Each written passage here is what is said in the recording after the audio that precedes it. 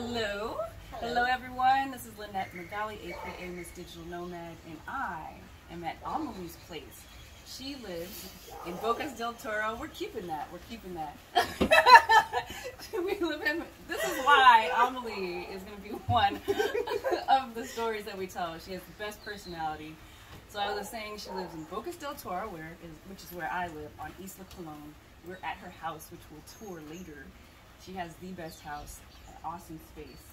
And we met, just so you have a quick backstory, we met when my parents were here for their 40th anniversary. I was looking for musicians. I saw Amelie perform with a jazz band, I think it was, at Buena Vista, which is also on Isla Colón. And I said, we must have her. So we did. So we hunted her down, found her, and she performed at my parents' 40th vow renewal at, over in Bluff. Oasis in Bluff, yes. So, Amelie. Hello.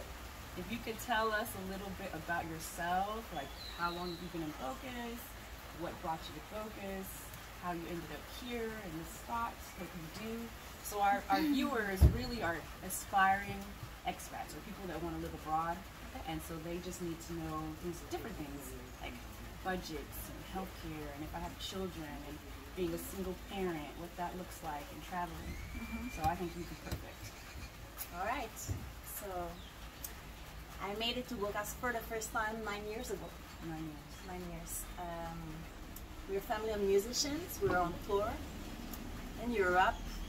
Basically, we didn't really choose Bocas as such. We just got lucky to buy a property that we found on the internet, to be honest. Without really looking around, we just had a good feeling. We bought it, and then I got to come and discover what it was all about bit by bit.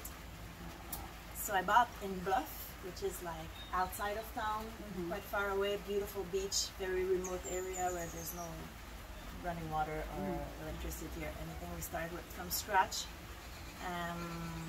with the idea of having a permaculture, because that's one of my main, that's my passion, that's my goal in life, to be sustainable and have a farm.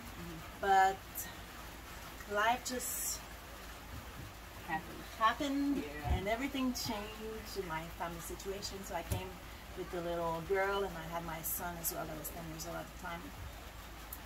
And to make a long story short, I moved in for real as a single mom after separating with my daughter that was 5 years old, let's say. And then we first lived in Bluff, like outside there. And what was that like living in Bluff? It was far away. I was riding a motorbike. It was very peaceful. I was living in a small cabin. It was the bodega where we were supposed to store the wood for our big project. But finally, things changed, and I took this bodega, I moved it, opened some windows, and lived there for 2 years. 2 years. Yeah, and going back and forth. My daughter, she went to school to Tangerine, so the private school. We had one private school here, super nice. I saw it evolve. It was very small. Now it's getting big. Yeah, now they're associated with a school in Colorado.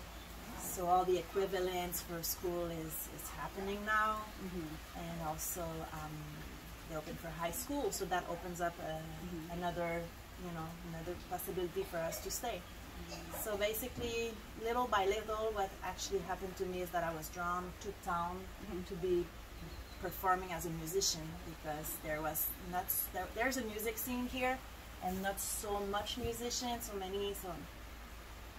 so I did that. So you saw opportunity, like, to be closer to town? Well, at first I was traveling 3 times a day, bringing my daughter to school in the motorbike in the morning, coming back home, going to pick her up at 3, coming back home, and then going out to play, getting babysitter there. So I've done it.